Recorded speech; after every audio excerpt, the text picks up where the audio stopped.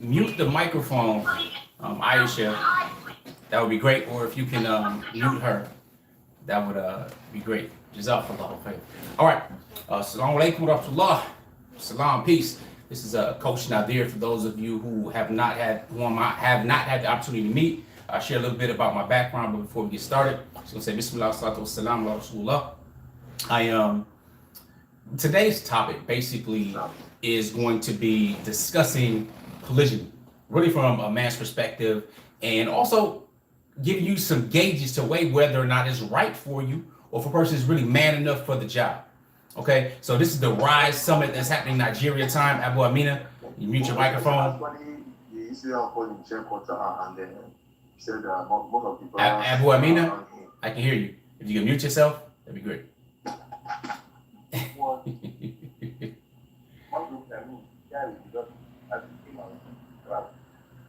All right, this is a little behind the scenes, y'all, for the summit. Thank you. All right. So for those of you whom I have not had the pleasure of meeting yet, my name is Coach Nazir, or Nazir ibn Nasib al-Mujahid, and I'm a coach in relationships. So one of the things that really helps enrich our lives is the quality of our relationship. If you have a good relationship, you can just really feel like you're on cloud nine, or feel very well. Where if you have bad relationships, usually from things like that come trauma and challenges and depression and fear and so on. So today, what I would like to discuss is really some ways to determine whether or not we are winning when we're talking about polygyny. Polygyny pretty much meaning that you're married to more than one woman. However, I see that Suleiman, can you move this box? You may hear some squeaking and going back and forth. Move it out the way. Just take it out of here, please. Yep. Thank you, sir. All right.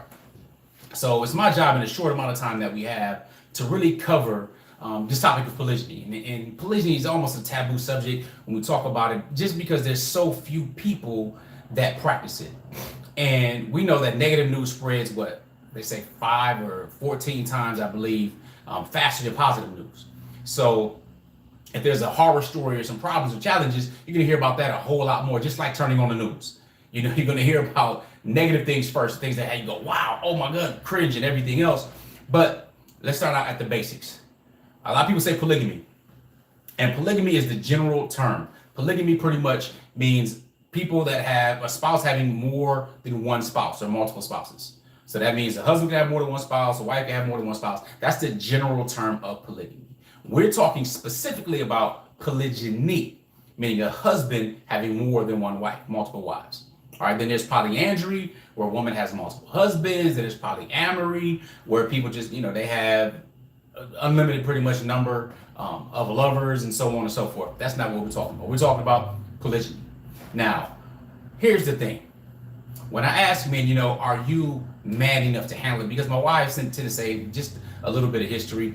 These ladies that you see here, Coach Fatimah and I, right here, we've been married 25 years. And on the other side is Coach Nyla. I've been married to her for 10 years. And they also teach about polygyny. Matter of fact, they'll be having a session tomorrow at the same time, hopefully, starting at 1 p.m. my time, 8 o'clock Nigerian time. But they're going to be talking to the ladies regarding thriving in polygyny. But since it's such a taboo topic, since it's something that's not really taught from a perspective of practicality, meaning what are some steps that we could take right from the beginning? How can we measure whether or not you're up to it? So like I was saying, my wife said, you have to be twice the man to practice polygyny, because you're taking on more responsibility, which is one of the keys to begin with. See, sometimes ladies ask us, why polygyny? Why, am I at fault? Am I missing something? Am I not doing something right, or whatever it may be? Not really recognizing that it has nothing to do externally why a man will want to practice polygyny. There are a number of different reasons, but we're built for it. Just biologically speaking, if you remove any type of theology or philosophy that you may have, we're built for it. Our bodies are built for it. It is what it is. Okay, generally. Now, there's sex as a driver, but sometimes people just try to relegate polygyny to sex and lust. The fact of the matter is, the world that we live in today, the world that is out here today, you don't need to get married, and many people don't get married in order to have sex. Okay? Of course, if you're a person with morals and you hold to that moral conduct and code, and you're holding on to your deen, then no question. All right, not that it's easy, but there's no question. But when you look at relationships today, you look at societies today, and I'm in the West right now in the United States. It doesn't matter if you're in Nigeria, as many of you are watching from right now, or you're in Canada, any Western country, or even Muslim countries. Doesn't matter. We know that the reality is many people have premarital sex, have extramarital affairs, all kinds of stuff going on. So it's not that, oh, we need to go ahead and get married, take care of family, and hold this responsibility in order to have sex. Not really. Not in the world that we live in. So when we dismiss it to something like that, we have to understand as men, we have to be able to explain that because it's relatively simple. See, if a person uses that logic, which is usually women because they're trying to understand, and I let women know, look, you're not going to understand why. You're not even going to understand the urge because you're not a man. You're not built like that. Just like I'm a man and I can never and will never understand what it feels like to have menstrual cramps. I'm a man. Monthly period. No, you can explain it. You can detail it. You can show me stats. I'll never really understand that. Or what it is to give birth and how women give birth multiple times. They must have forgot, the previous child. And this is coming from a man. I've delivered 3 of my sons at home. How many lies? They talk about we're the stronger sex? No. But I would never understand it. Never understand why they would do it multiple times, one, or how it feels. So similarly, as a man, it's hard to explain. Now, we do have sex as a driver. So we're not going to say, no, it has nothing to do with sex. We're still men. We still have that driver. Okay? Now, we have to understand that. And it's okay. All right? That's the way we're designed. That's the way we're created. We have this thing in us. And if that thing wasn't in us, we wouldn't be motivated to do a lot of the things that we do. We wouldn't be motivated to get a larger home, take care of, or provide and do all of these different things if that driver wasn't there. The challenge is that we must be in control of the driver by practicing self-discipline. So I want to talk to you today to really see if you measure up. Can you be twice the man? What does that really entail? Because many people want polygyny. Look, almost 9 out of 10 men I speak to want polygyny, and usually the one that doesn't probably isn't telling the truth, or he's just older, as in he's not interested in extra responsibilities. Okay, but most do. Now they might have a discussion that's quiet, like, how does this really work? Type question, right? Or you have non-Muslims that ask me questions all the time. How does that work? Because they're interested in it. Now, the question we have to ask though is polygyny an ancient solution to a modern day problem, or is it just a problem? Now, as a Muslim, it's clear. Obviously, Islam says this is what it is. It's going to be like that to Yom Qiyamah. But when you're expressing it, when you're explaining it, when you're talking to relatives about it or sons or daughters about it, we have to go into the wisdom and the hikmah behind it. Though many people are watching right now from the motherland in Africa, over in Nigeria, and I think my DNA test, I'm about 26% Nigerian. Yeah. You can't necessarily tell because the complexion, I may be missing a little bit of melanin. Nevertheless, that's part of the whole drama that we went through getting here. But when you're talking to your children and you're explaining these different things, the question is going to come. So we have to be able to explain it, number one. So just as the intention of wanting something or desiring something, yeah, that's cool, that's fine. Anybody can desire whatever they want to have. But whether or not you're worthy of it, that's a whole different conversation. Now, there are 2 things when you're talking to Muslims that we have to, that are what I call the measurables. These things are pretty easy to see. All right, obviously, if you're going to marry more than one woman, then you're responsible for 2 things. You have to be equitable, you have to be fair, and 2 things. Just 2. And this is why usually the complaint comes against these 2 things, because they don't want to talk about what the real complaint is, and I'll get to that in a second. So the 2 things are time and money. Time and money. Those are measurable. You can measure time. You spend 24 hours over here, 24 hours over, you can measure time. It's pretty simple. Money, you can kind of measure that too. It's denominated in numbers, right? Whether you're talking about the US dollar, or Egyptian pound, or euro, whatever it may be, those are easy measurables. So the reality is, we know a lot of people that likely should be practicing polygyny because they can fit those 2 different things. Whether they're successful entrepreneurs, whether they have high-paying jobs or positions or what have you, they usually have time, they have the money. But that's not really the challenge. The challenge comes to, 1, making sure we are more than just a man. You're twice the man.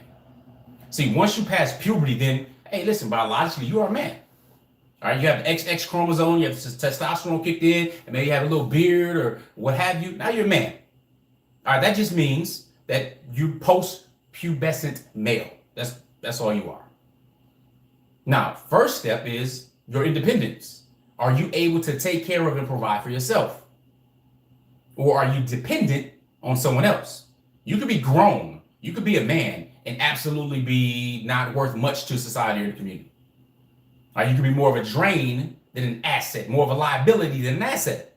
How do we measure that? I have to take accountability and responsibility. Am I able to provide for myself? Am I able to do something and in exchange, make sure I have a home, make sure I have food, make sure I have clothing, the basic necessities of life. I can take care of my transportation. I can problem solve. See, men actually have to demonstrate the ability to be a man. Women don't have that challenge. SubhanAllah. Women, they're inherently valuable in and of themselves. They can take whatever we provide for them, give them, or parents, they can take something and make it more beautiful. Okay, they can take fabrics, make beautiful clothing. They can take ingredients and things like that, make beautiful dishes of food. All right, they can take all kinds of stuff that we give them. All right, or they can get on their own. You know, we don't have to give it to them, right? But they can take these things and make it beautiful, make the house look good, smell good, themselves look good, smell, all of these things. Women are inherently beautiful by that. They can handle that. Men, we have to do other stuff to demonstrate our value. Now, that doesn't mean value in the sight of Allah Ta'ala. No, how do you know we all have value in the sight of Allah Ta'ala? But I'm talking about being a man. I'm talking about being independent. That's the first step. All right, being independent, being able to take care of yourself. Now, that doesn't say whether you're a good man or you're a bad man. That just says, okay, you're a man. You're able to take care of yourself, your basic foundation. Now, how do we go to the next level? The next level is what I call a man of value. Man of value, man who has demonstrated his ability to add value, whether that's to the marketplace, whether that's to the family, but adding value. And we know what that looks like. For example, so I wrote some things here. Real simple. A man of value is growth focused. Growth focused. You might hear my floor squeaking, extra squeaky today. But man is growth focused. So it's like, okay, if I want to go from A to B, how do I get there again? Problem solving. That's a person of value. If you're not a person of value, we shouldn't even be having a discussion about polygyny. You're not qualified. If you only can take care of yourself, you can't even take care of one wife. All right, she may be willing to struggle with you even, and you taking care of her under the auspices of your home or what have you. That's just really enough for you. That's fine. But having a discussion of polygyny a little prematurely is immature. So let's go on these measurements. Your growth focus, meaning how can I expand the two measurables? Again, the two measurables are simple. One, you really can't expand time. You can't expand time. We all have 24 hours in a day, period. That's limited. What you do with those 24 hours, if you are productive with that, if you have enough income or passive income coming in so that you can utilize the time how you want to, that requires strategy and a solution. And then there's money, income, finances, cheese, cheddar, whatever you want to call it.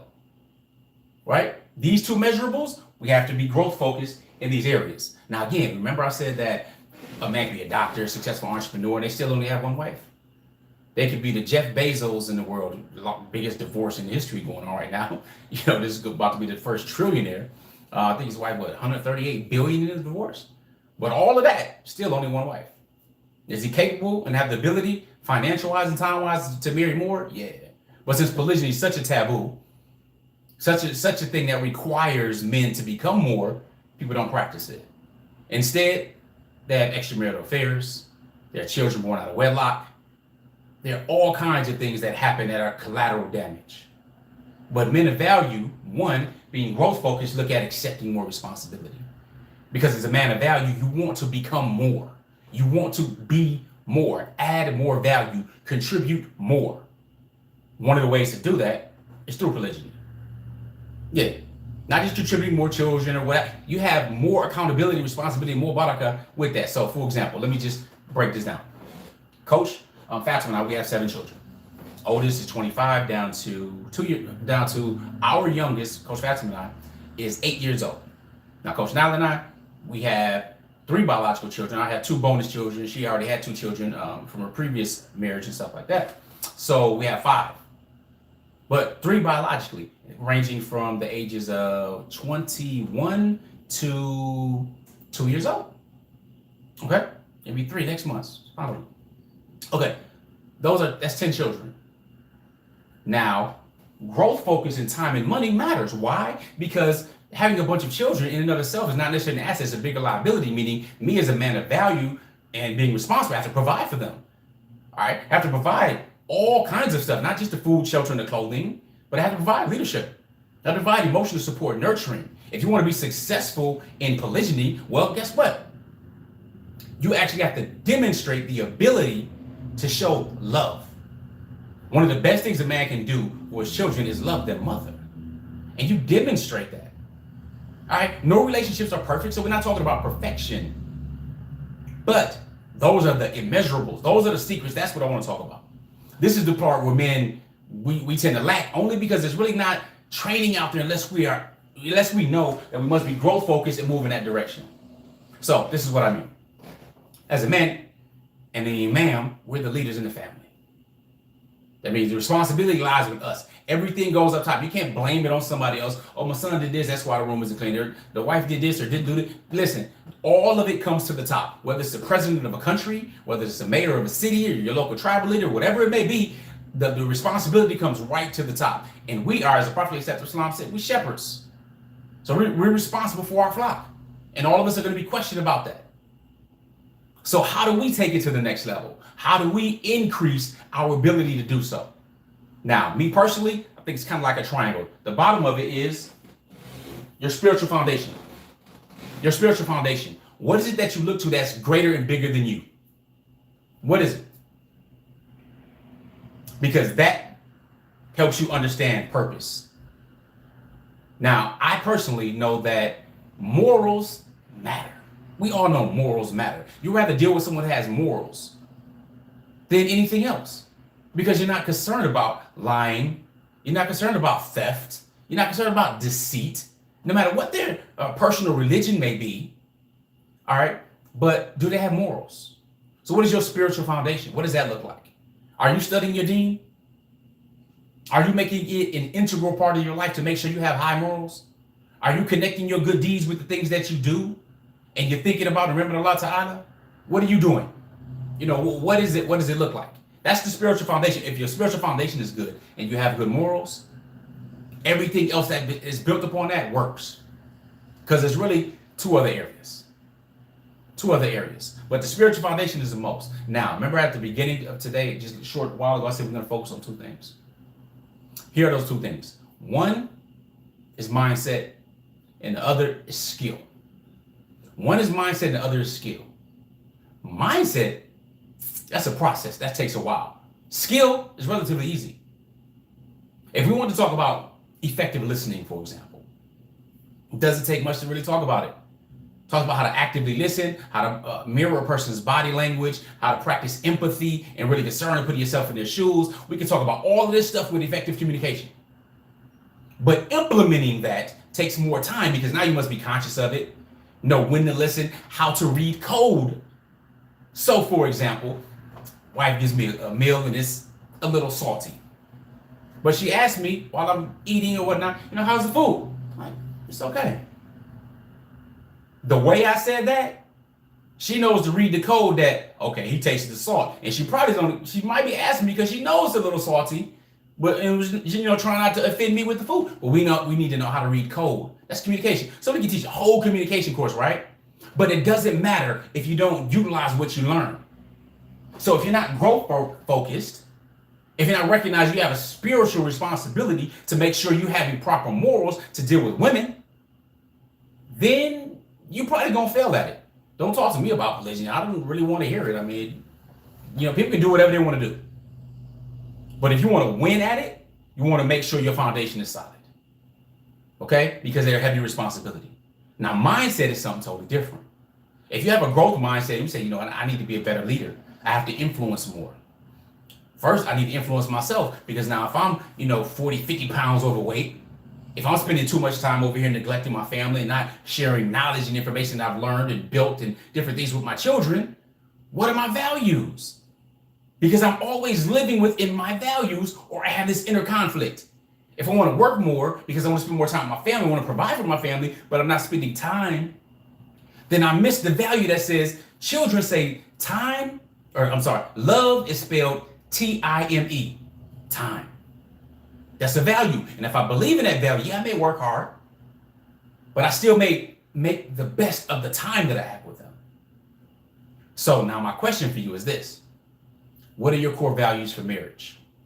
I want to do this exercise with you, and I want you to follow along. And if you have some paper, you can write it down, take it out, get it done.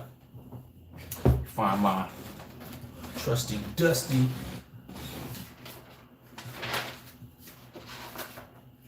All right, prayerfully you can see this. I think you can see the paper. Get to a sheet. Get on your T-sheet. So here's the exercise, right? This is going to help you find your core values when it comes to marriage.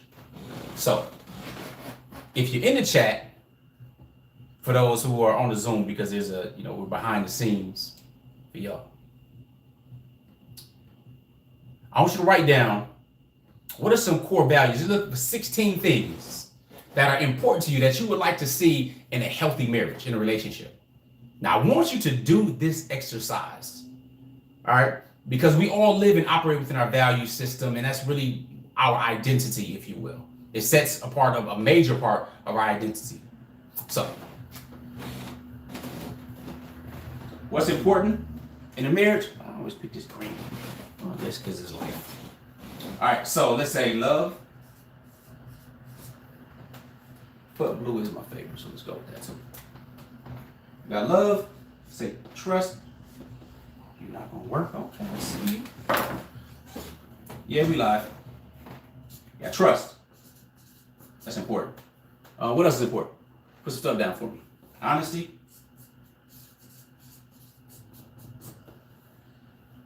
What else? What's important to you in a marriage? What do you want to see? Affection? What else? What are y'all thinking of? Think of something, let me know. Fun? Indeed. Good hygiene?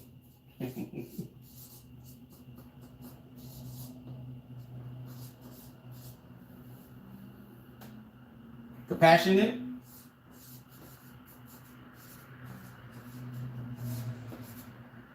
Compassion, what else? Adventurous.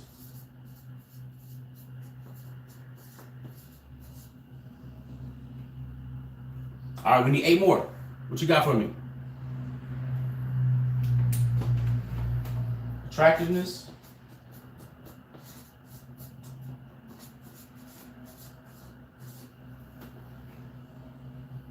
Loyalty.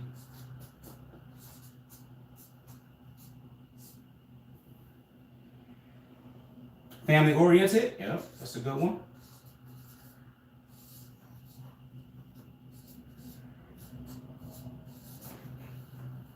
Good character.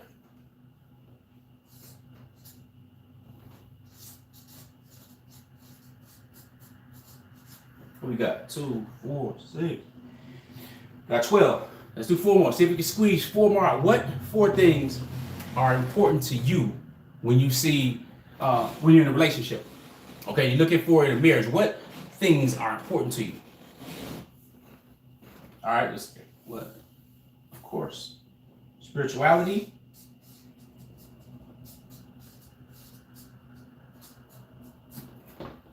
What's this?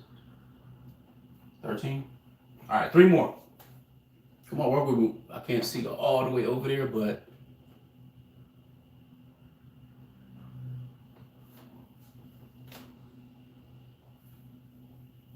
courage.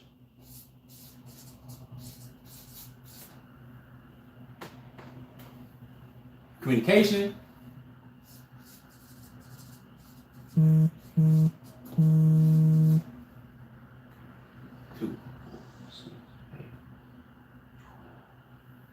One more.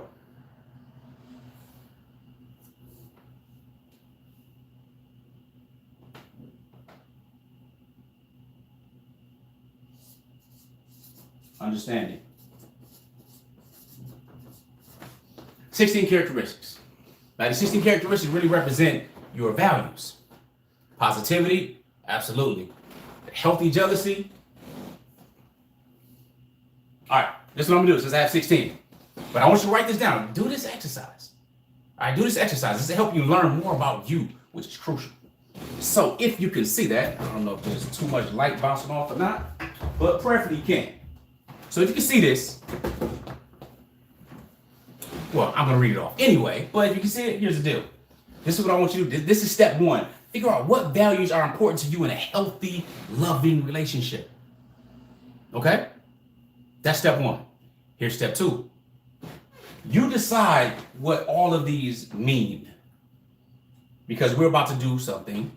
We're going to eliminate some of these things. We're going to pit them against each other. Because we need to get to our core values.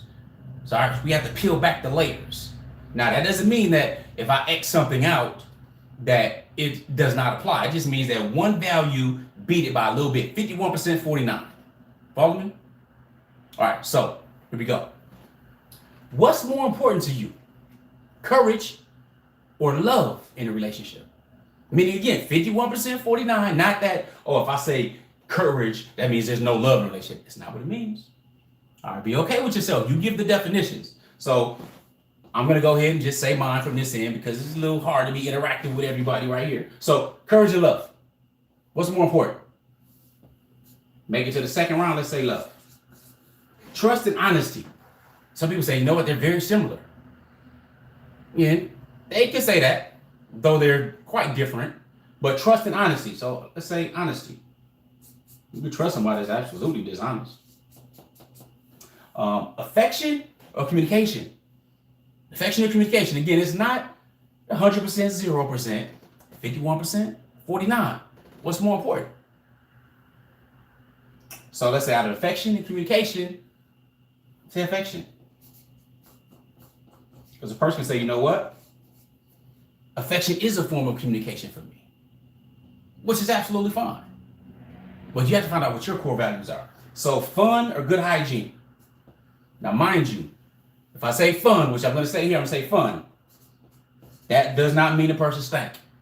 All right? So just know that. 51, 49. Understanding or compassion. Some say, hey, that's pretty similar. Well, which one would you put better? Which one would you stand up for? Let's say compassion. Adventurous or attractiveness? Just say attractiveness. Loyalty, family oriented. Ooh, tough one, right? Depending on what your values are. Is it a big family? Is it to leave legacy? What is it? Adventurous, attractiveness. Oh, we already got that. Loyalty, family oriented. I say loyalty.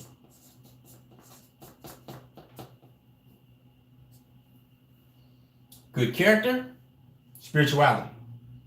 You know what? Though those are different, I'm just going to change one, which is a common one that I just thought about, which is respect. Heavy, especially for men. RESPECT. And we move good character. Let's say good character. If you have good spirituality, your character is good. So now respect or spirituality. Which one's more important? Good question, right? Depends on the person's values. Since I just thought of that, let's say that's going to win. And it's not my personal feelings. I'm just demonstrating the exercise for you. But let's say respect is over here. All right. So now we're down to 8. Sound like March Madness or something, right? So we know the deal with this drill. Love versus honesty. What's more important? Love versus honesty. As a core value, what's more important? What do you really want to see more of in a relationship? Now, some people say, well, it can't be love without honesty. I beg to differ. There are a lot of people that we know aren't honest that we love. You know, I remember one of my mentors told me that it's better to be trusted than it is to be loved. There are people that you may be related to that you don't love. Or that you do love, but you can't trust.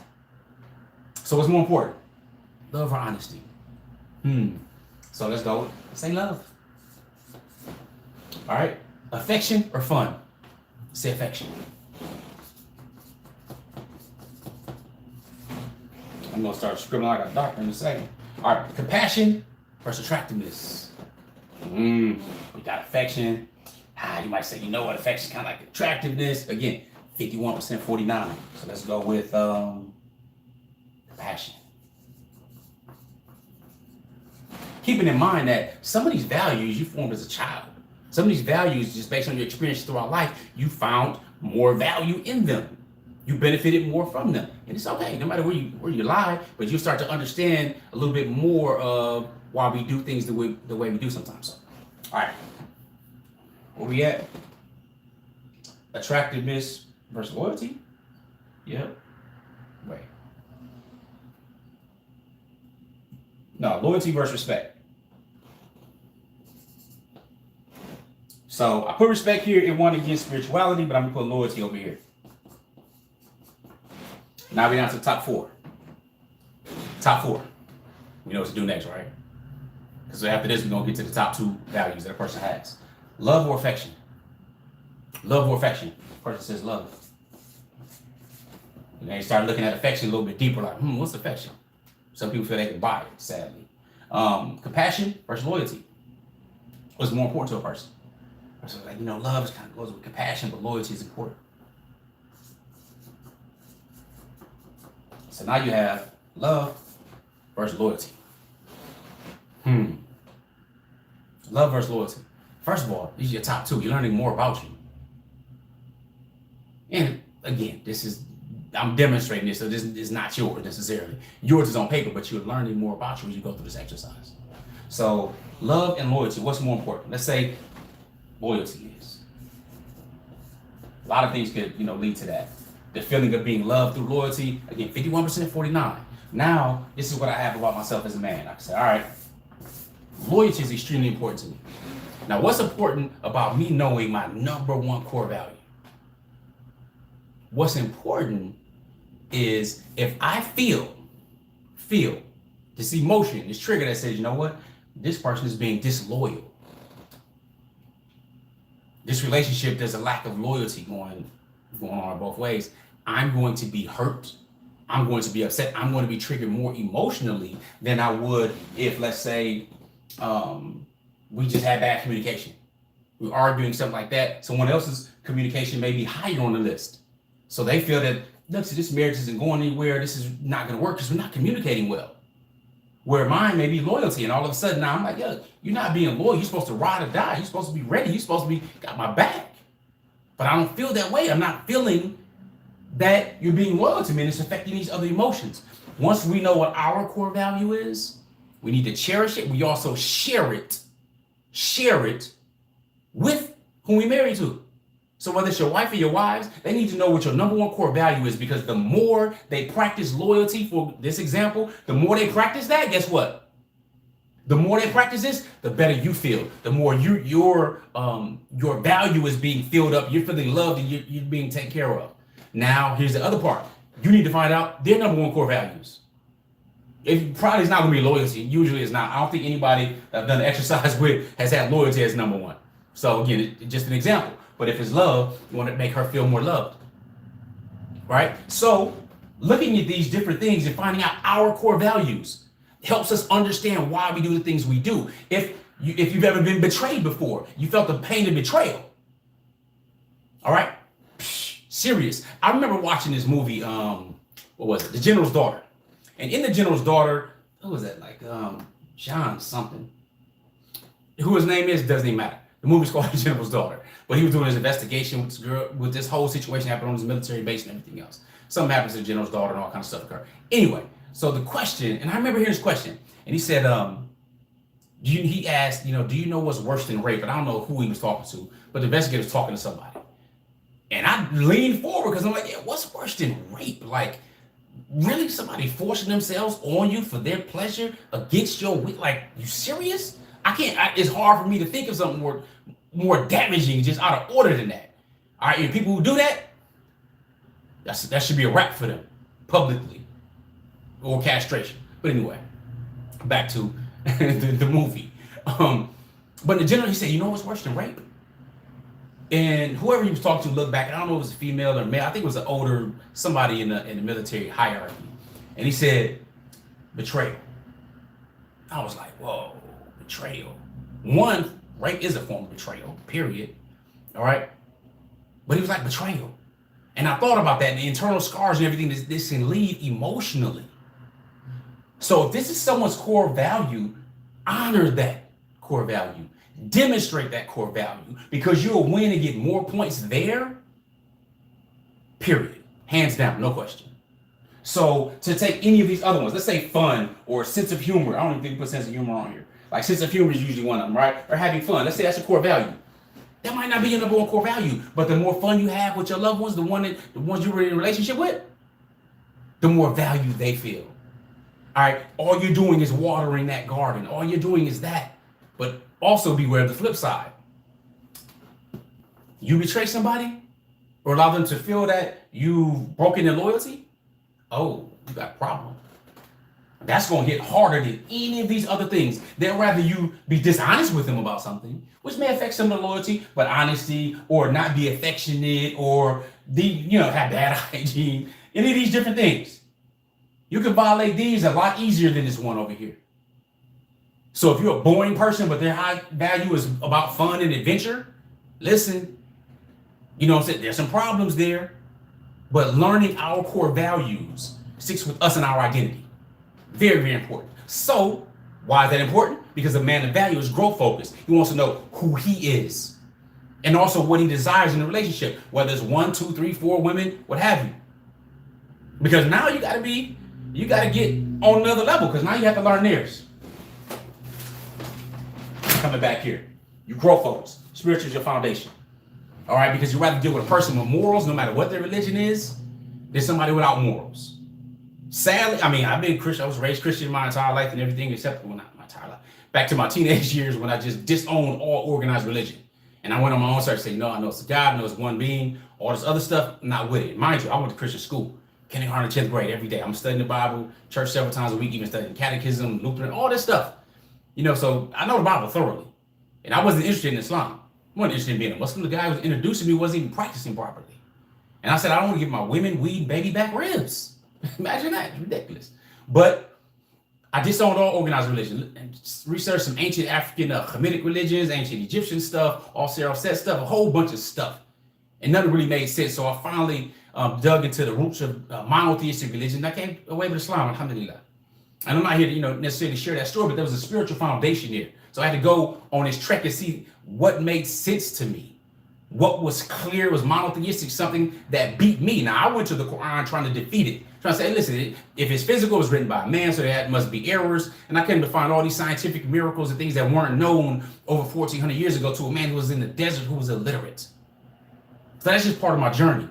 So it beat me. It made me submit, which is Islam. That's what it means, submission. So many of you are plugged in right now from Nigeria. Your families have been Muslims for generations upon generation upon generation. So many times it's just the culture. Or you may be practicing polygyny with the culture. But as a man of value, you recognize you have a responsibility. So is polygyny a modern day solution? Is it? When it was revealed and restricted, because Islam didn't start polygyny. Polygyny had already been practiced. Islam actually restricted it and regulated it. Said you can marry up to 4 women. Up to 4. There were people who had 10 and a dozen wives at the time. And they had a divorce until they got to the number 4. So it restricted it, number 1. It also made it fair for the women. We're not living, we tend to judge and project our beliefs sometimes on how we're living today with flying in the air, transportation in cars and all this stuff being normal. This is less than a couple hundred years old. We're living at one of the most technologically advanced times in recorded history that we know of, period. This isn't new. Listen, I'm talking to people across the world in many time zones right now, for very little cost. Very little cost. This was unheard of 15, 20 years ago, that I happened going to a big studio and broadcasting, paying all kind of, the time we're living in is really unprecedented. So we can't project how we think things are now back 1,000 years ago, even 500 years ago, a couple hundred years ago. A couple hundred years ago, you would have a horse in the buggy trying to get you a dope stallion to attract somebody, making sure you have the proper land. Land is still cool because they're not making more of it. But your stallion might be a ride now, might be electric or something. Okay? So we haven't changed as individuals. The only thing that's really changed is technology. So when we look today at polygyny, and if we can remove our emotions from it, and you look and actually observe, you can say, okay, cool. We're dealing in a situation in society that really wants to have effeminate men. All right, see, a man is not just a woman with a penis at all. We're not that. We're totally different. And a woman is not a man with a vagina. That's not what we're looking for. We complement each other. We are opposites. We're opposites. We're supposed to be hard and soft, kind of the yin and yang thing, if you will. All right, so we are built totally different. But the challenge comes in with women. Look, I have 5 daughters I'm responsible for. One, how many lives she got married, how many lives. So with that being said, 1, you got this rise of homosexuality. That's constantly being pushed, especially against black men.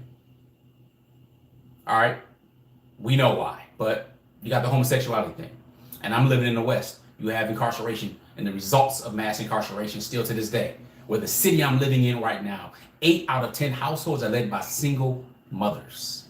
Single mothers. No man in the house. Okay? So you got homosexuality, you got mass incarceration, then you have those who just aren't qualified as men. You have the infant mortality rate for boys being almost double that of girls, so there are more women anyway and girls than there are boys. Then every 18 seconds where I live at, a woman goes into the emergency room with a broken bone or cut from her significant other, the person she's in a relationship with.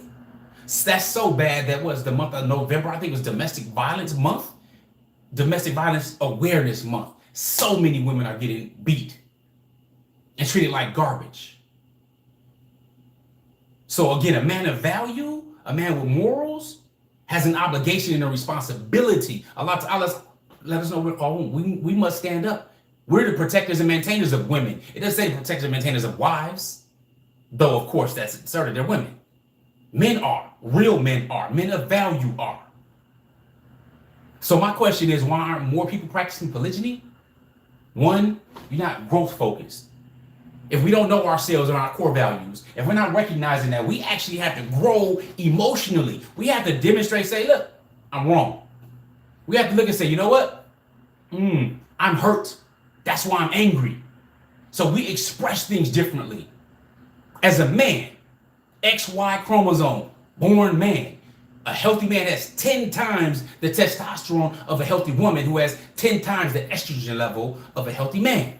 Again, we complement each other. When we get hurt, that hurt usually turns to anger. We express through anger, more testosterone stuff. You disrespect me, that's a problem. Woman is disrespected, she may get angry possibly. But if a woman gets hurt, she usually gets sad. There's tears and stuff that may flow, which is normal. But as a man, we don't look at it like that. We're not raised in society like that. Not that you're supposed to get sad, just cry anyway as a man. You gotta find a solution to the problem. But there's a time and a place for that. So since we express differently, in Islam say, look, marry 2 or 3 or 4. But if you feel you can't be fair, you feel you can't do justice, just 1. So let me ask you, bro, are you saying that you feel you can't be fair? How must that work on us, our psyche as men, to walk around feeling that we're inferior, we can't be fair to more women when there's so many problems around us that polygyny can solve? So whether, again, going with more stuff, you have women, of course, that are divorced. You have those that are single parents and so on. You just have those who want more time to themselves. There are sisters who contact us. We're not matchmakers. They contact us and they're like, look, I'm looking for polygyny. So if you know any brothers that have my business, have my stuff that I'm taking care of, I don't want to be a full-time wife. But hey, I respect that. That's their truth. And in reality, when I'm talking about biologically speaking, we don't argue theologically or religiously why this should be this way. Because the fact of the matter is we're built differently, which means men, we have a strong sexual desire, period. Just on a base and a primal level. Because if that desire wasn't there, a lot of stuff in the world wouldn't get done, because we do most of the stuff we do is to impress and please a woman. And a woman should understand in her femininity, the power and influence that they have over men. It's amazing the way that it really works. If they really knew their power in their beauty, their femininity, their smell, and their voice, and all of this stuff. I've seen a lot of stuff travel to a number of different places. Still have not seen anything better at all than a woman, than the creation of woman. Nothing. stimulate all the senses, don't really matter what, nothing. Okay? This is in me. This is in most men. This is the desire that we have. But we have to grow and be willing and strong enough to fulfill the responsibility that comes with it. I mean, we got to take care of. You have to build. So my wives have businesses. We help them. We have a business that we're working together and everything else because we have certain values. And those values is to invest in generations we may never, ever meet until Jannah, inshallah ta'ala. So how do we do that? One is we have to recognize we have to be gardeners. Yeah, I'm going to tell you to be a gardener. You got some land? Yeah, that too. No doubt. But we have to plant the right seed right now, cultivate that seed, trust in Allah, and come to a harvest. Why is it trust in Allah? Because you know what? You can have good seed. You can plant the seed. You can cultivate it. You can make sure it's in great soil, but you have no control over the wind and the sunshine and the storms. You have to do what you have to do and trust in Allah. Again, tie your camel and trust in Allah. But that means you still have to do the work. See, that you notice now how the equation is so much more heavy when it comes to polygyny than just sex. Not many men ever say, you know, hey, you know what? Oh yeah, I'll go ahead and house and take care of and raise and nurture and provide for and all that. Yeah, just to have sex. Nah, that doesn't really seem like a fair trade-off. So when we're talking about monogamy and polygyny, well, the fact of the matter is monogamy was designed to protect men. To protect men, you're like, what do you mean? Women, no, it's not. No. If you think it is, then you pretty much been fooled by the same system that teaches you that's a normal way to be. What I mean by that? Well, monogamy just says, look, you have one wife, you have these children that come from that wife, those are your children. Anybody else are bastards. But monogamy allows you to have any concubines, boyfriends, girlfriends, mistresses, jump downs, whatever playthings you want to have, but you're not responsible for those. You're responsible for this legal wife here. And already we have more women than men. You got the whole homosexual, the locked up stuff, men that ain't worth nothing stuff out there. So are we saying that these women don't have a right to procreate? They don't have a right to be taken care of, to have intimacy and compassion and all this type of stuff? Nah. For men of value, they should. That's a responsibility. That's a right. That's why you're learning and getting some bits of information right now. So how do we measure it? What are you doing emotionally? What 5 books are you reading right now? Well, what 5 books are you reading? It has to be right now simultaneously. Even though in high school or college you have different subjects, different books for each subject, you can do more than just one at a time. But what are you reading right now? I don't care if you listen to audiobooks. A lot of them are on YouTube, free. YouTube University. What are you doing for your emotional learning? Have you read John C. Maxwell? Really versatile author. #1 guy on leadership, but he also talks about relationships. That's all leadership is. Leadership is influence, nothing more, nothing less. So whether it's the 21 irrefutable laws of leadership, whether it's 25 ways to win with people, or his book, Thinking for a Change, or the 17 indisputable laws of teamwork, or developing the leaders around you, or the 360-degree leader. Yeah, I read those books. He's super dope. Today Matters, another good book. And I like the physical books. But whether you get Audible, and a lot of them are online, while he's reading the book, like, how are you investing these things in you?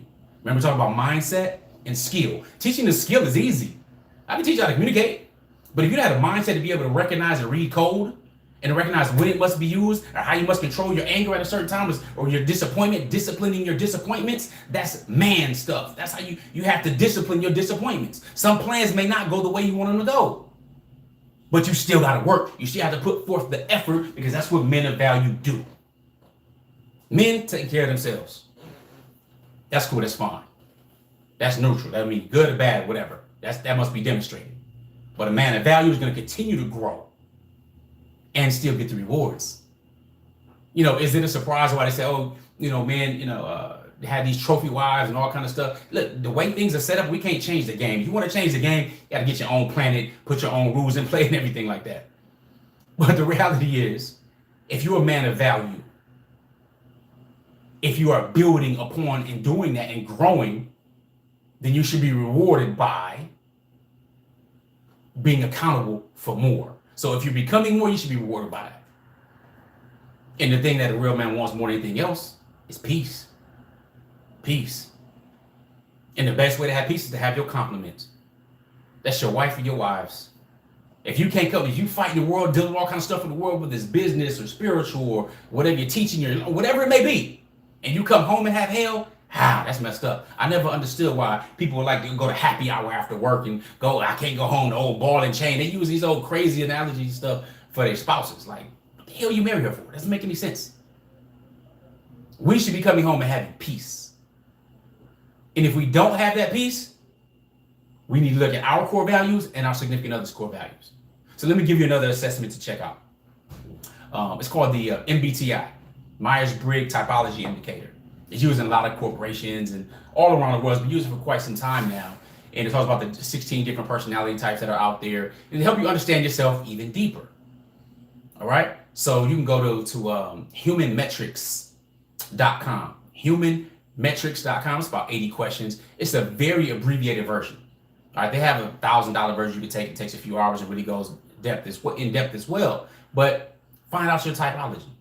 You know, what personality type are you? I'm an INTJ. All right. So with an INTJ, that means you're introverted. I know. I'm talking to you now and stuff like that. And you're like, oh, you're introvert. Yep, I'm an introvert. I'm cooler just on my laptop or chilling or with a very small circle of friends. So small, it's like a dot. I'm good with that. Really. The reason I'm speaking to you now is because I had to become a leader. I was involved in business and my mentor saw more in me than I saw in myself. So they said, you know what? You have to speak. You have to conquer the things that most people are scared to do. And in doing so, you become highly valued and higher paid. So after having some time and success, they pulled me up to the front of the room, share my story, start doing a presentation, all kinds of stuff. But they were developing my leadership. So I can go and not really have, butterflies in the stomach, talk to you right now across the planet, or talk to my largest audience who was in Vegas at MGM was about 14,000 people. And I share that with you only to talk about growth. Because initially when he asked me to speak, I'm light skinned. It's the wintertime. I turned pink and red and all that stuff. And I was done. It should have taken about 5 minutes. It took me like 50 seconds. Nervous, but it's a process of growth. Committing to it and moving forward. Growth focused. So find out your personality type. Find out your core values. Take that information to make you a better person.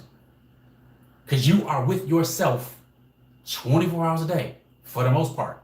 You talk to yourself more than anyone else talks to you. See, our communication is internal and it's external. So you can breathe life into someone else, but tear yourself down at the same time. Internally, not liking how you look. Look how that damages women today. All right, I was in Egypt a few weeks ago. And you see it all across the world. It's ridiculous. So you see the skin bleaching cream. All right, and it's so sad. Because you see stuff that men ain't told you. I'm talking to women, black women in particular.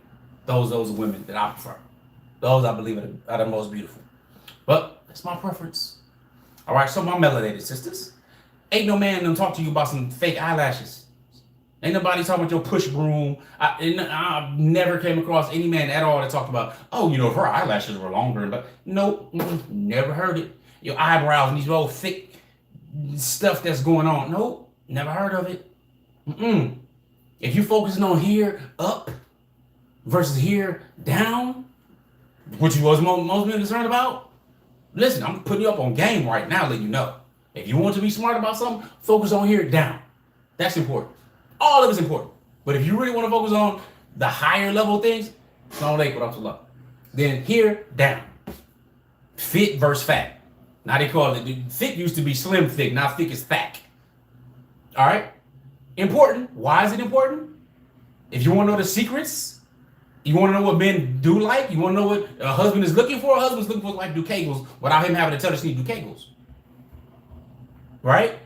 But it goes back to communication. And if your core value is communication, it's important, you have to find a good way to say something like that, or discuss it, or maybe come across a YouTube video. Or if you're interested in polygyny, for example, come across Outstanding Personal Relationships. Outstanding Personal Relationship channel got hundreds of hours of stuff. A lot of us talk about polygyny. Matter of fact, next weekend, I'm gonna invite all of you to next weekend, and we just announced it today, a small announcement. We have a polygyny masterclass coming up. My wife's not gonna be teaching for 2 hours on 4 different stages. If you want information on that, outstandingpersonalrelationships.com/TPM. T as in the, P as in polygyny, M as in masterclass. So outstandingpersonalrelationships.com/TPM. Go there, register, and be good to go. Okay, we're going live on all this stuff. We're going to transitioning. We're going to a whole bunch of stuff because you can't just pack it into 1 hour. All right, it makes sense? So being able to communicate with your fathers, your brothers, you want to know about why men desire polygyny, why men desire more than one woman, you can talk to them. There's a whole bunch of different reasons, a lot of different reasons. One of the best reasons I heard, his brother told me, said, you know what, because my marriage is so good, I want to do it again. Which is true. I was happily married. I wasn't unhappily married or looking, my eyes just wandering and stuff like that. I wasn't even looking for polygyny. Open to it, but I wasn't looking for it. But circumstances presented themselves and I was approached and so on and so forth. Things worked out. I'm like, okay, cool. Now 10 years later, we're teaching other people because we had to get all kind of stuff to go through. Because the whole taboo in society and people ostracizing and us not learning ourselves and have to deal with different emotions and different dynamics. Now you have the blended family, you have to deal with the children and all kinds of stuff that may go on. So there are many different things that go on behind the scenes. And since a lot of people ask us a lot of different questions and we're private people, but we had to weigh whether or not to be public about it and let people know and share our journey and be transparent versus being private and having the most success that way. Because the most successful polygynous couples are quiet, they do their thing, go about their business. And we want to get more blessings and impact more people. That's our goal, to help 1,000 people in the next 12 months. 1,000 more families. That's our goal. All right, whether we hit it or not, Allah, we're already benefiting lots of people. The du'as from all over the world help. I'm telling you, it's heartwarming. But what's the challenge for me is to see a man to walk around. It's a good man. He got good morals. Got the money. And because he has good morals, got the money, you don't have to worry about the time. That's going to be taken care of because he fears Allah more than he fears his wives. But he only chooses one. He chooses one because maybe his wife may get hurt. She may feel a certain way. Society will talk about this or that, or they consider it taboo. So now our society continues to have more women than men. And then Muslim women in particular, you could only marry a Muslim man to begin with. They already had a loss. They had non-Muslim women that they don't know the rules and regulations. They don't know their rights. So you got predators. You got brother. They not men of value. You have predators that go out there preying on women in certain situations and circumstances. Preying on a new shahada. Not praying P-R-A-Y, P-R-E-Y. Where that person, that sister is the prey. But it's our responsibility as men of value to make sure we are taking care of the community.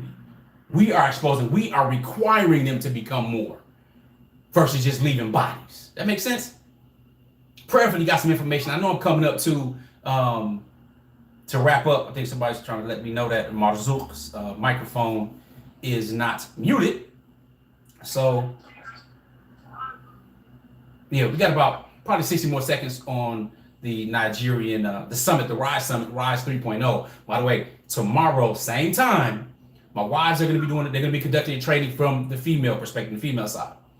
Okay, so I'm going to stay with you guys on YouTube though a little bit longer. But if you have any questions, you got some questions, now's the time. Put them in the chat box, ask some questions. We can go from there. Again, the Polygyny Masterclass is next Saturday, inshallah. 7 days from now, go to outstandingpersonalrelationships.com/TPM. All right, in order to register for that, it's free. You can join there. You're going to get a special link. You're going to get everything to join us. But if you don't register there, yeah, not going to happen. Anyway, any questions? If you got questions, you can put it in the chat box right here. If you're participating in the conference, the Rise Summit from Nigeria, if you do not, or if you're not, then you could also put it in the chat box over there.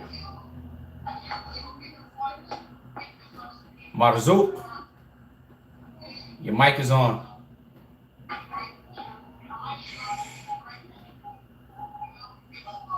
Meanwhile, yeah, your mic is on, Marzuk. If you want to. Alaikum assalam wa rahmatullah. You have a question, Akhi? No, I just want to say an appreciation. Jazakumullah khairan. Ameen wa iyaka, Akhi. Alhamdulillah. Thank you for the knowledge impacted in us. May Allah subhanahu wa ta'ala make it beneficial to all, and may Allah increase your knowledge, wisdom, and understanding. Ameen. Ameen. All right, so I'm thinking that's it for the summit. Again, I appreciate all of y'all being patient with me. I know we got started a little bit behind. I prayerfully got some good stuff today. Now, we call our company Outstanding Personal Relationships. We don't want you to be average, period. All right, average is nothing but the top or the bottom or the bottom of the top. So we want you to strive to be outstanding. It doesn't take much because not many people are trying. So put the effort in, become a person of value, period. All right, a person of value wins more because it's about what you have, it's what you become. It's what you are being, it's yourself and your essence, I'm telling you. When what was I reading? I was reading this book by Jay Shetty, and they talked about happiness levers and did a big thing. I don't know how many thousand people are part of this happiness study.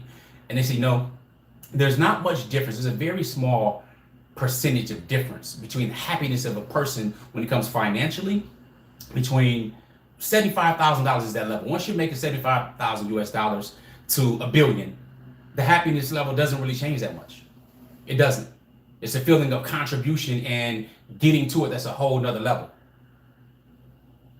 So anyway, pray for it helps. I know I have different messages and stuff coming in, but I don't see any questions here from the Rise Summit. So Jazakumullah khair. Definitely appreciate all of you. Prayerfully, you got some good stuff. Hopefully I can see you next weekend with our Polygyny Masterclass again, outstandingpersonalrelationships.com/TPM for the Polygyny Masterclass. I'm going to log out. I appreciate you. I'm going to stay with my folks over here on YouTube, and that'll be that. All right. Assalamu alaikum wa rahmatullahi wa barakatuh. All right. Whew. All right, that got started a little bit late, so now I'm just talking to YouTube peoples. I'm going to shift. I'm going to spend a little bit more time because I want to, I guess. But do have to pray shortly. All right, so if you have any questions, now I can address them because I saw some questions coming across, but I couldn't with doing what I was doing with the Zoom, folks. So let me pull up on my laptop the live that I'm currently conducting. All right. All right, y'all got any questions though? What about different things I said? Let me see. A number of different things here. So we get up here to the live chat.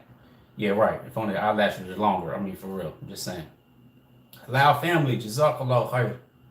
Alhamdulillah. Understanding, fair positivity, of course, healthy jealousy. Indeed. Check the check it on the replay. Alhamdulillah. Good. Starting from the beginning. Very knowledgeable. We need to take a class from you guys. We got some classes. Alhamdulillah. Outstandingpersonalrelationships.com/store if you want to see our different courses. For example, I have an unreleased course. It's called Kings and Kingdoms. That's what I'm training brothers on really how to go to the next level. We had some workshops that we just released last month. We conducted 10 workshops. I did 5, my wives did 5. We have a special on that right now for the month of December as well.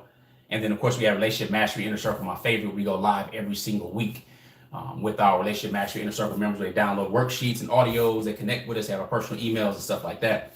So feel free to check it out. And then we also have some memberships even right here on YouTube. We just started some memberships here as well. So anyway, you can check that out too, inshallah. RW, only eyelashes was longer. Yeah, that stuff is so. Now, what I was gonna say though is when I was in Egypt, you know, I was in a couple different cities, but I went to Cairo for a minute, and you would see these skin bleaching creams, like these sisters, like the melanin popping, just beautiful, right? And their face like my complexion. Like, dude, you can't be Lupita or here, and then you mock. It's horrible. You know what I'm saying? The skin bleaching stuff and the self-hate that comes along with that being, you know, colonized. It's sad. And ain't no man told you that. That's not, you know, like Toby and Wiegand says, you know, I got black and white friends look like Sammy Sosa. So anyway, let me see. If there's any questions, you know what? This will make it easier. If you put some question, if you have a question and haven't asked it, then put a bunch of question marks first, and then the question, then I can find it, inshallah. Because I'm going over some things that I spoke about earlier. A focused soldier. Thank you. Appreciate you. Is polygyny better in a religious organization? I don't know. I can't, you know, I'm Muslim, so I'm biased. You know what I'm saying? So I'm going to say polygyny is better the way I practice from the best example of Prophet Muhammad sallallahu alaihi wasallam. There's no question for me about that. But again, I went on my own search with everything. But if there's structure And Islam is the most structured. Again, it's the only one that restricted it and put some very specific conditions down to protect women. All right. Again, pre-Islam or Jahiliyyah, they had as many wives as they want to. There were all kind of strange forms of marriage and stuff that was going on before this stuff. And women would usually gravitate toward the one with the most power. We still see that today. You know, a man could have power, have dough and stuff like that, and they gravitate toward that, no matter how the person may look. All right, very beautiful woman to be with somebody that's ugly as ever. You know, this has been around for a long time because, again, women are more designed monogamously. They have more to lose than a man. When, again, you look at it on a basic biological primal level, they have a lot more to lose when it comes to sex. All right, they have sex and they get pregnant, they have a baby inside them. There's going to come a time they're not going to be able to really function. All right, as they get, further along and everything else, and they had this child, they're kind of helpless at that point.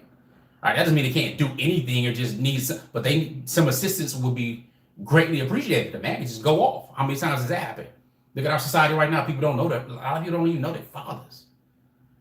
All right, they going on Maury Povich to recognize it's not the father. And women have been through several men is not the father. I mean, it's sad, but they have a lot more to lose. So they're more designed for monogamy. I mean, it is what it is, or not even necessarily monogamy. I can't even say they're designed for monogamy. They can't have, or they're not designed, let's say, for polyandry, for multiple husbands. What about multiple husbands? It don't even make sense. You don't see a society even thrive on anything like that. One, a woman is not even available sexually every single day of the month, unless you're pregnant. Then you deal with the whole pregnancy thing and the hormonal things and all of that stuff going on. And then even if she is available every single day of the month and can do it as much as man want to do it, her body still can get sore and swollen and everything else just from that. You're not really designed that way. We have to be real with this stuff. So talking about it even from a religious perspective, we can talk about the rules and the regulation, everything that go with that, but we need to just talk basic science for a second too. Basic biology for a minute. Yeah, we can go every day. We create more sperm cells. Women are born with the eggs. We can talk all this type of stuff and take the emotion out of it and say, oh yeah, well, it makes sense, but it doesn't make emotion. All right, that's the part, because yeah, there may be some hurt, pain, adjusting, and usually the harder and more challenging the pain is to really understand this truth, just is a testament to how strong we were socially engineered or constructed to believe something that wasn't true. Okay, that monogamy is the normal, natural way. My knight in shining armor gonna take you and we live happy ever after, and all this fairy tale stuff. That, come on, dude, that's not. It doesn't even make any sense. I mean, I have uncles and cousins and grandfather, all that stuff. Most of them cheated. All right, cheated, lied, was deceptive, got someone, whatever. All right, and women more accepting of it for whatever reasons, maybe because there's the needy, obligate relationship type stuff going on. But with polygyny in general, again, somebody with morals, you're gonna be honest, you're gonna be upfront. It is what it is. Women respect honesty regardless, even if they don't want to participate in it. At least you gave them the option or opportunity, let them know up front. All right, so would it be better in a religious organization? Again, I'm Muslim, so I say, yeah, for those who actually practice Islam. That does not mean you ain't gonna find predatory Muslims, because you will. Yeah, Muslims been married 15, 20 times, just ridiculous. Or serial monogamy. You know what I'm saying? Destroying families, leaving bodies and collateral damage. That's ridiculous. You know, to me, that's simple. Anyway, so going off on a tangent. What would you recommend for a polygamous guy who wants it, but his woman doesn't want him? She says, give her time and let her grow into it. I would say, well, give her time, let her grow into it. Help her grow into it. You know, if he's focused on that and she knows that, you know, you might want to study a little bit more. I don't care if you watch shows, what they got, One Man, Three Wives, whatever. They got all kind of shows and stuff about it. Some of the stuff is, you know, back asswards, if you will. But study it. Check out our channel. You know what I'm saying? There are people who are actually, I'm telling you, and we're not matchmakers, so I can't vouch for somebody I don't know. So I'm not, oh yeah, this sister hook up here. No, I'm not gonna do all that. But there are women that are looking for polygyny. All right, there are men that are looking for polygyny. Don't come to us. By the way, again, we're not matchmakers. But there are those, and you only need one or two. You don't need a whole bunch, like a bunch of people that's looking for polygyny. And some aren't looking for polygyny at all. They're looking for polyamory. You know, so again, it depends. But I would say if she's willing to grow into it, you need to discuss it, let her know what the thing is, but also have some type of timeline in place too. Because sometimes men get, okay, yeah, you know, but men can be manipulated relatively easy as well. But put a timeline and a date and communicate with that thing on it, revisit it, go and actually grow into it, which means you're actually taking progressive steps. If you grow focused, you probably need to have a person with like more information to help satisfy the intellectual part, because they're concerned about what other people are gonna say and what they're gonna think. Now the emotional part, you can get more stuff, intellectual stuff about that, but there's gonna be pain, there's gonna be a challenge, because many times the emotional part is just there, it's normal. There's a jealousy part, there's the fear of losing some love and stuff like that, but you'll soon recognize if it's a good man that you're not gonna lose it, you're likely gonna get more of it. It's like having a baby. You have one child and it's like, oh my God, am I gonna lose love for this child when I have another child? And I know that's not the same thing, but that's the closest I can get to recognizing that love is not constricted here. See, people say love is love until you talk about polygyny. I hope that helped a little bit, but definitely growing. And I scroll, you just asked a question. Okay, I just answered that. I believe sis, I think that's a sister. Focus soldier, spelling with a J-A-H like that. Like sister soldier. They said it, men just make up their own rules. Yeah, exactly. I agree. You know, outside of religious setting, they do make up their own rules. Again, Islam restricted it, put boundaries and stuff there to protect women and to restrict the man, to require him to become more than twice the man. Now, are there poor people that do it and stuff like that? They don't have dough like that? Yeah, they are in different cultures. You know, in U.S. culture too. Let me not just act like it's different cultures that do. No, they do it where it's common. So whether it's in Saudi or different places, yeah, they'd be broke and still have multiple wives. It's relatively common. But again, there's rules and regulations that go with it. So if you're going to struggle with a brother, then she's going to struggle with him and stuff too. I don't advise that, but I'm just saying it happens. Our lectures at a given time, or are they taped? Well, today we were invited. Well, I was invited to speak on a Rise Summit in Nigeria. So that's what I was doing. Basically, you behind the scenes. So what I was doing, I was just going to do for them. But I'm like, I don't just want to do it for them. I want to let my people know. So we came on YouTube. I didn't have the other cameras set up for Facebook and IG and stuff like that. So we just went ahead and plugged you in. So I'm glad you subscribed. And hopefully, if you haven't subscribed, subscribe. Hit the bell so get notifications, and then get on the email list, because we sent the email and stuff out as well. So this is the only platform right now that we're streaming on live. And I'll probably just take this and put it in the Facebook group and our private Facebook group and on the page as well. And I'm gonna wrap in like 5 minutes, because I still got to pray. Core value test exercise. Great idea, indeed. It is therapy. It really is. Khadijah's Corner says core value test and exercise. Great idea. It's therapy for the couple. Let's each know what the other desires and need, and what they need to respect. Helps develop growth in relationship, self-marriage. Yeah, indeed, 100%. It's one of the things, exercises that we did in our workshops as well. So again, we did 10 workshops. We're talking about 10 hours of stuff. That sounds great. Stuff. 10 hours of high-powered strategy and tactics for developing successful marriages. Matter of fact, it's called a Successful Marriage Challenge. So why is that? Like I said, they did 5. Well, Coach Nyla did 2. Coach Fatimah did 2. They did 1 together, and then I conducted 5 by myself. So we did successful marriage workshops that are in our store, outstandingpersonalrelationships.com/store. You see what we got. What if you're honest with the imam that you have one wife already, and they say it's illegal in America, so they don't want to perform in the nikah? Well, you probably have to go somewhere else.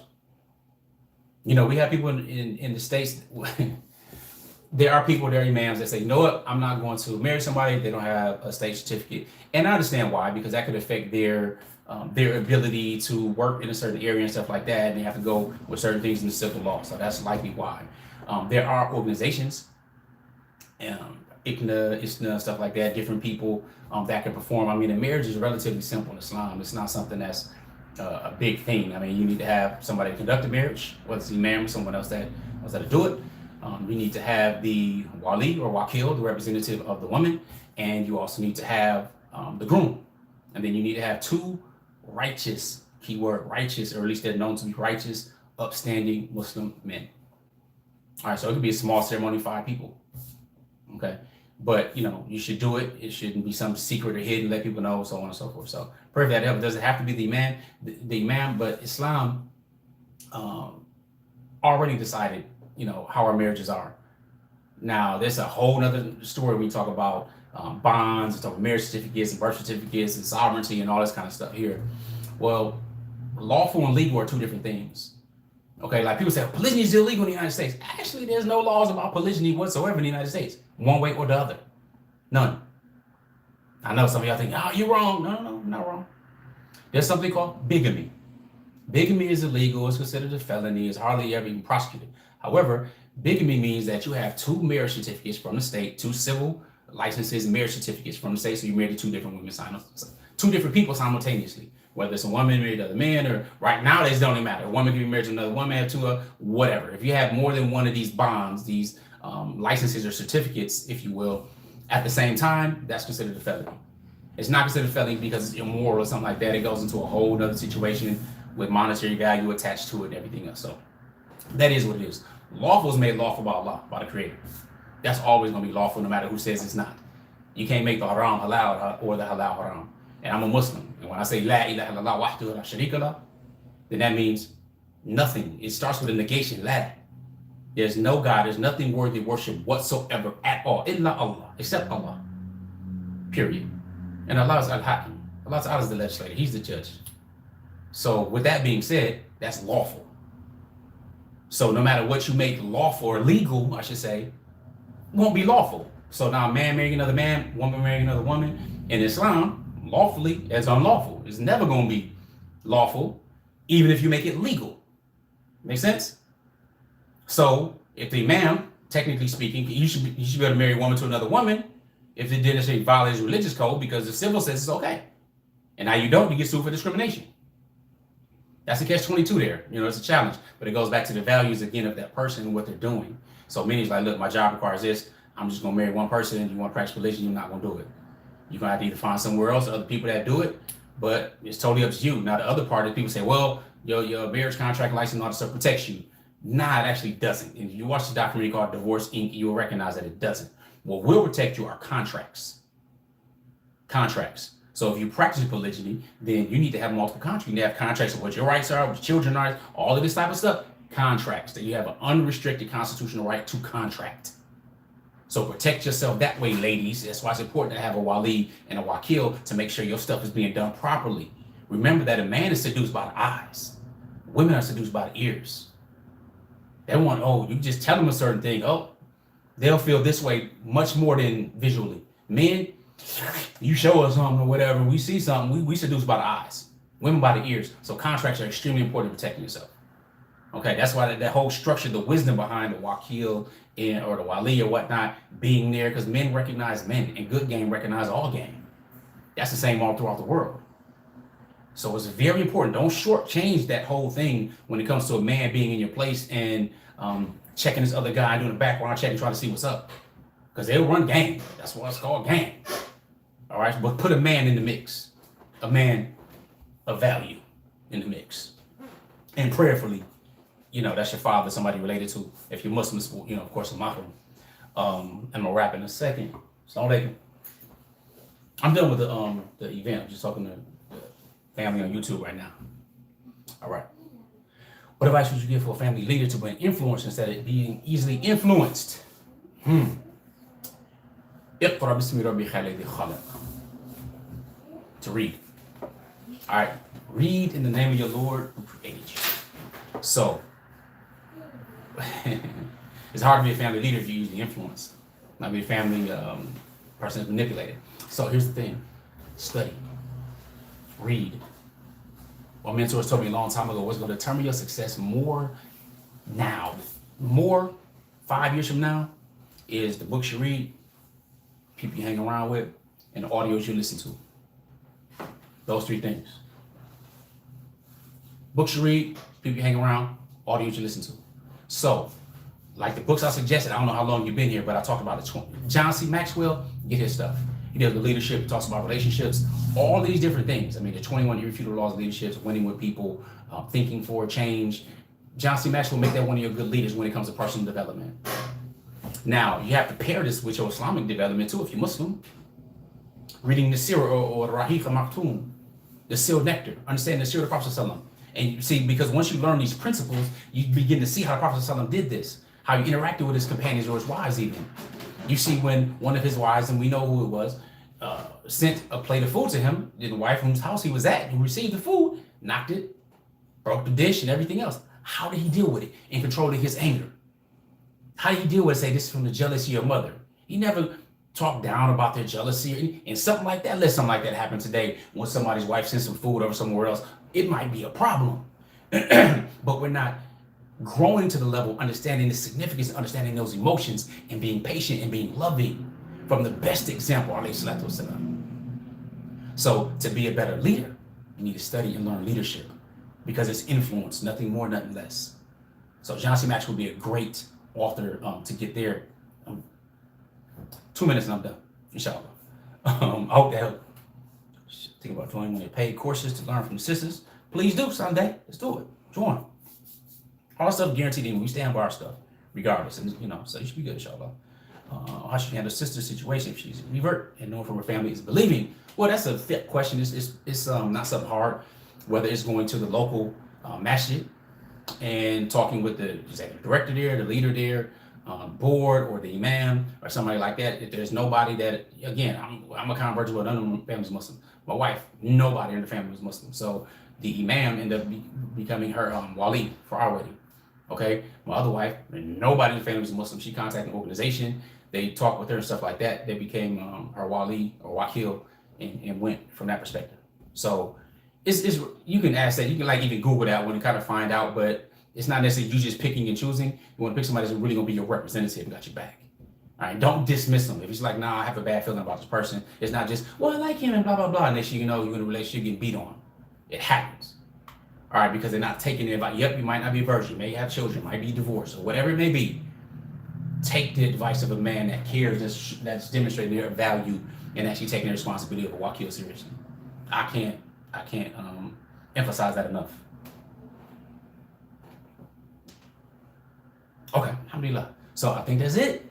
YouTube, I appreciate y'all for being with me. I know it's an hour and 21 minutes, so it might not be, hope you got the good stuff, but it might not be that many people that follow this whole thing. But again, appreciate y'all for checking out tomorrow, though, at this time, or an hour and a half, or 22, was it 23 hours? 22 and a half hours from now, inshallah. My wife's be doing the training, Thriving in Polygyny, for the same summit, the Rise Summit 3.0 in Nigeria on Nigerian time. So we look forward to, you being there. If not, like, subscribe, share the information, join the courses. We got a Polygyny Masterclass next Saturday. It's going to be super dope. I'll be really getting into some real high quality stuff. And it's for free. And we don't like free 99 because free, it might attract those who are curious but not serious. And we give a lot. All right. But listen, we giving it to you next weekend, inshallah, on the 19th. But get registered for that. Register, get your email, be good. So we make sure we send you the link. outstandingpersonalrelationships.com/TPM for the Polygyny Masterclass. So now I need to crawl over to my phone, grab that, and I'm done. All right, y'all.